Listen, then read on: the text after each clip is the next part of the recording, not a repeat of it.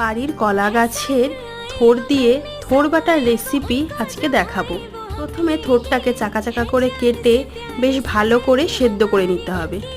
সেদ্ধ করা থোরের সাথে নারকেল কোড়া আর পোস্ত দিয়ে বেশ ভালো করে পেস্ট করে নিতে হবে। এরপরে কড়াইতে সর্ষের তেল নিতে হবে, তার সাথে দুটো শুকনো লঙ্কা আর কালো সর্ষে ফোড়ন দিয়ে নিয়েছি। এরপরে বেটে রাখা থোরটা তেলের মধ্যে দিয়ে বেশ কিছুক্ষণ নাড়াচাড়া করতে হবে। তার সাথে অ্যাড করতে হবে পরিমাণ মতো লবণ আর পরিমাণ মতো হলুদ, আর সাথে কয়েকটা কাঁচা লঙ্কা এবং শেষে পরিমাণ মতো চিনি। বেশ অনেকক্ষণ ধরে তেলে নাড়াচাড়া করে শেষে থোর বাটাটা নামিয়ে দিতে হবে, আর সাথে তার ওপর দিয়ে কাঁচা সর্ষের তেল ছড়িয়ে সেটাকে গরম ভাতে পরিবেশন করতে হবে।